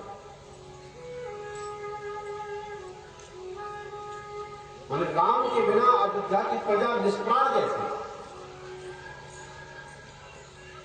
और राम जी से प्रार्थना किया सारी प्रजा ने कि जहां जाएंगे उनकी आपके प्रजा सहित रघुवंश मणि केवल गौनी अंतिम प्रश्न किया पार्वती ने स्वीकार किया कि राम जब जाने को तैयार हो सारी प्रजा बोले राम की जितनी सारी प्रजा थी अयोध्या की वो सब देवांश। कृष्ण भगवान के जितने भी जगवंशी थे भागवत में लिखा देवांश।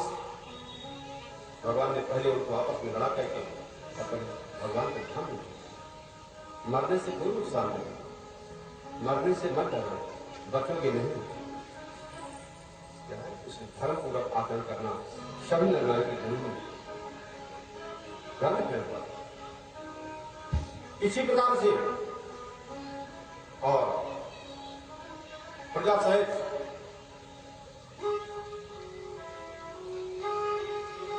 भगवान परम धाम को जाते।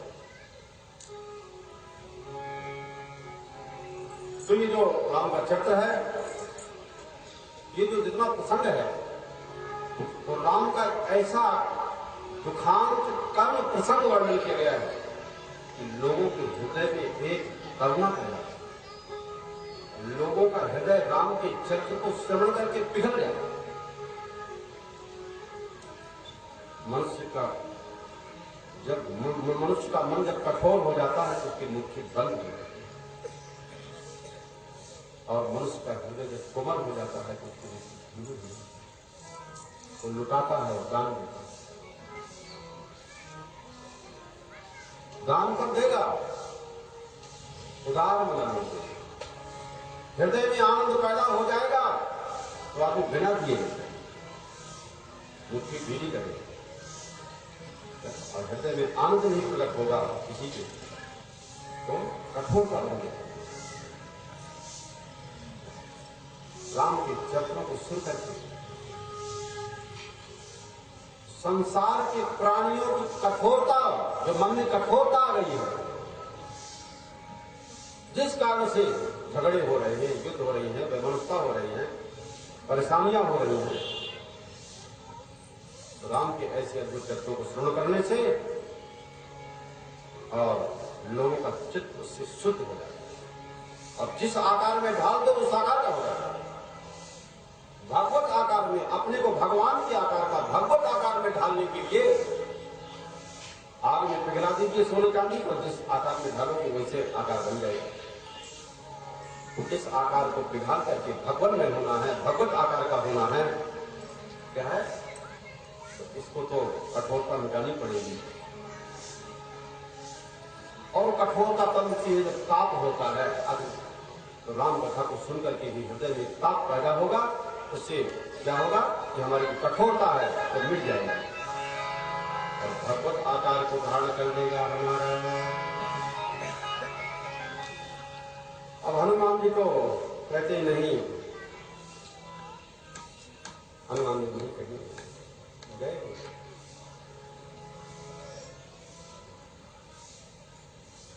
कहीं नहीं गए।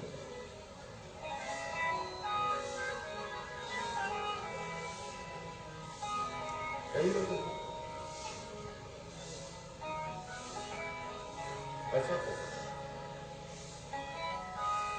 अब सजा लग गया। अब सुग्रीव विभीषण हनुमान राम जी के पास आ गए, प्रार्थना करते महाराज हम लोग भी आपके साथ चले। राम ने सुग्रीव को मित्र के नाते चलने की अनुमति दी। विभीषण को लंका का राज चलाने का आदेश है। भाई लोग की व्यवस्था बनी रहे ना, अच्छे शासक की भी तो जरूरत है, धर्मराज की भी तो आवश्यकता है। विभीषण ने सिर झुका के स्वीकार कर।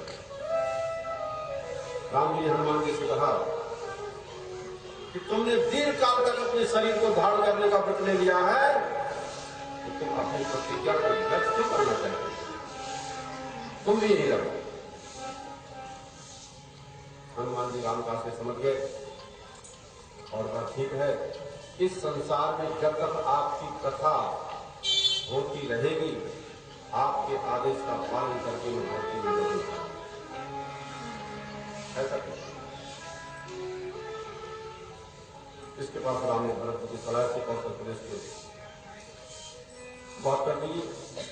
कौशल और उसका शासन स्थापित हो गया दक्षिण कौशल पर, और उत्तर कौशल पर लव पर शासन हो गया।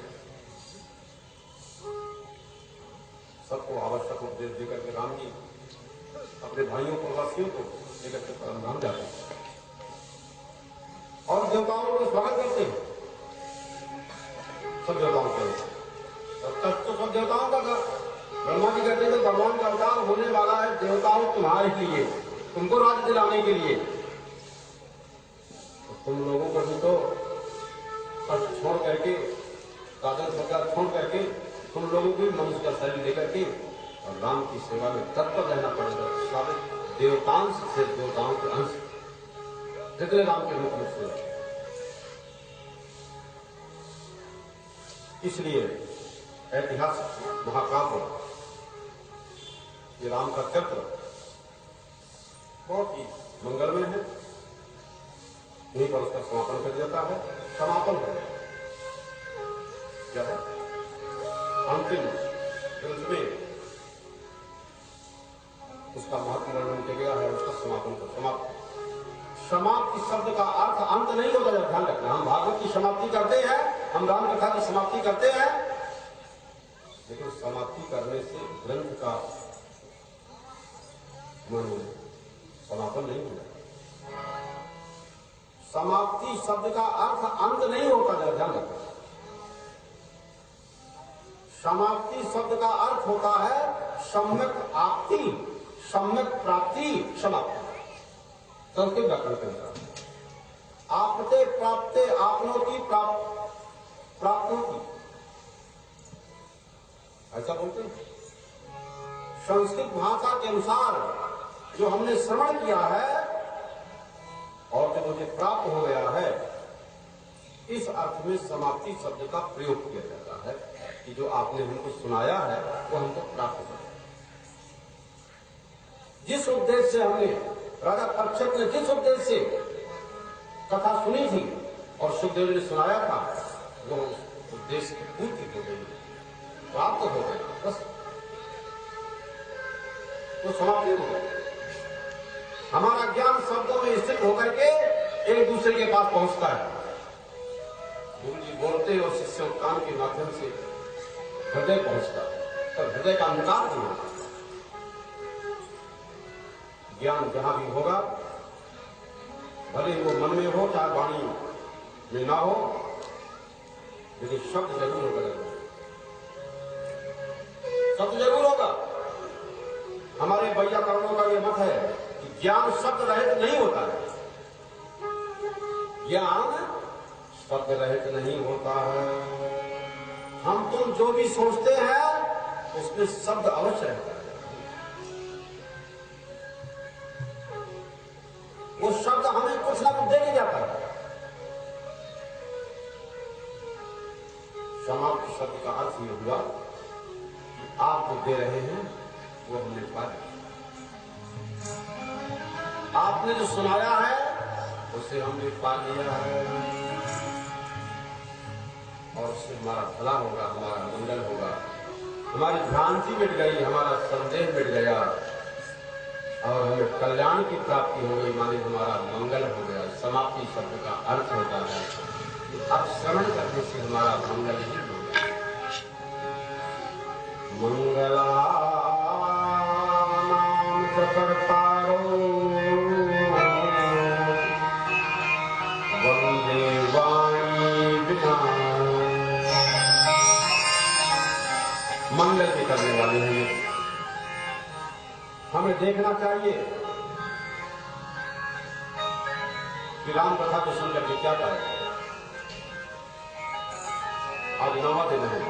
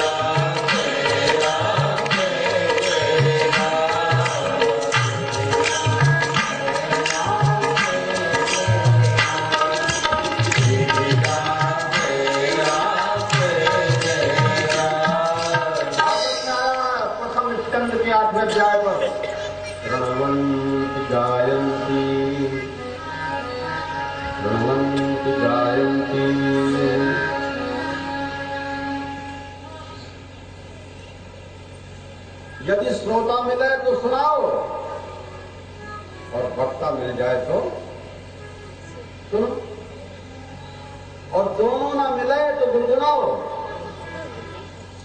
और इसके द्वारा एक ऐसी वस्तु का स्मरण करो जो संसार के समान राग द्वेष उत्पन्न करने वाली ना, उसमें रस लो, उसमें आनंद लो, उसमें मजा लो,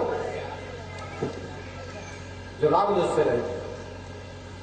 एक बार महात्मा गांधी ने मदन मोहन मालवीय जी, जो वाराणसी काशी के प्रसिद्ध विद्वानों में थे, जिन्होंने काशी हिंदू विश्वविद्यालय बना करके शिक्षा का इतना केंद्र खड़ा किया,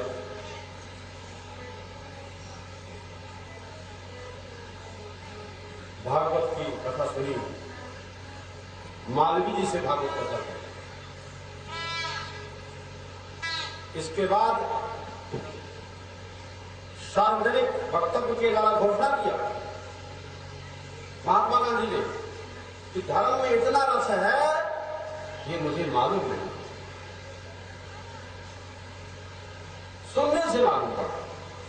जब मैंने मालवीय जी से भागवत सुना तो मुझे धर्म रस प्रकट हुआ। श्रीमद् भागवत के सुनने के बाद हमारे हृदय में धर्म रस की उत्पत्ति हो गई। के बाद गांधी जी ने सब जगह कहा,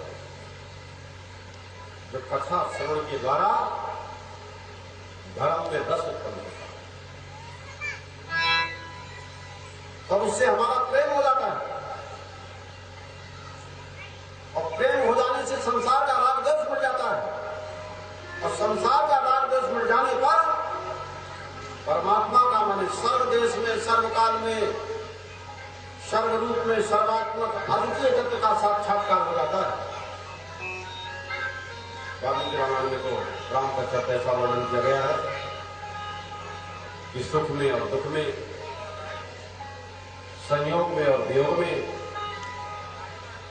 जीवन में और मरण में, सब समय सर्वत्र प्रेरणा देने वाला ग्रंथ अगर दुनिया में कोई है वो रामायण है। राम का चरित्र माता के लिए भी है, आदर्श माता का सुंदर, पिता के लिए भी है, भाई के लिए भी है, मित्र के लिए भी है, एक आदर्श है। तो विस्तार पूर्वक राम कथा का क्रमबद्ध अभी हम आप लोगों को दस्तावेज नहीं बना सके, बीच में क्रम बिगड़ गया। हमारे नारायण सेवा समिति के लोगों ने कहा, महाराज बीच में आप अध्यात्म को ज्यादा करते हैं तो लोग वो समझ नहीं पाते हैं, तो बीच में आप रामायण ज्यादा गायन करो तो फिर वो हमारा क्रम बिगड़ जाएगा, वहां से लौटना पड़ा, हमको बदलना पड़ा। तो आप लोग जितना समय निकाल करके रामायण पढ़ सको, आप लोग से पढ़े लिखे लोग हो, आप लोग के घरों में रामायण को पढ़ सको, रख सको, तो बड़े आनंद की बात होगी, और इसी जीवन के लिए उपयोगी ही सभी नारी पढ़ सकते हैं। रामायण एक ऐसी चीज है हर जात के लोग पढ़ सकते हो, हर उम्र के लोग पढ़ सकते, मानव रूप में जिसने जन्म लिया वो भी पढ़ सकता है।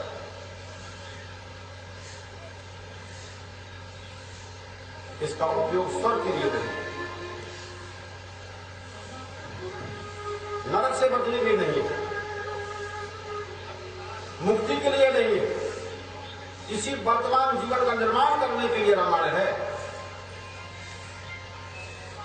ये बताने के लिए कि सृष्टि में पढ़ करके मनुष्य से बढ़कर के सृष्टि में कोई दूसरी चीज नहीं है।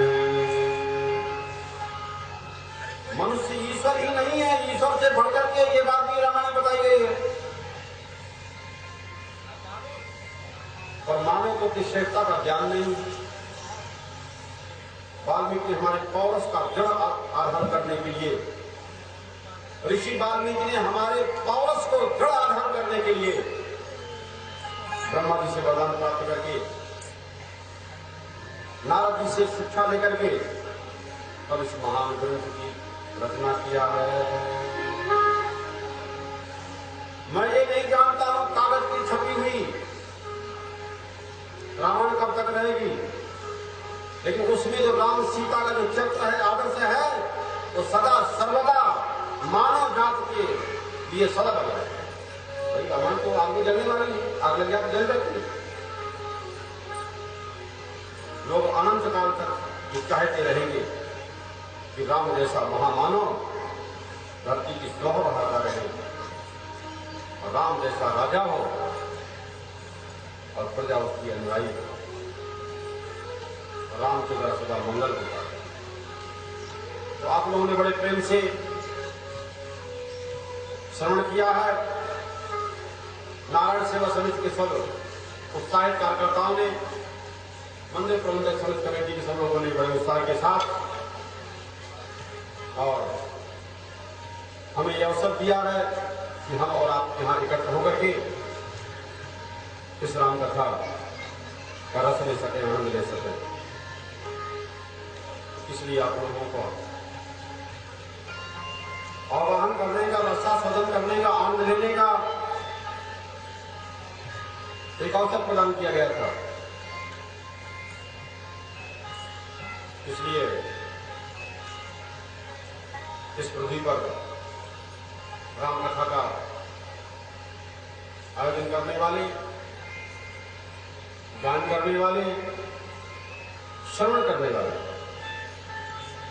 प्रश्न करने वाले, उत्तर देने वाले और सुनने वाले, बोले सभी लोग थे।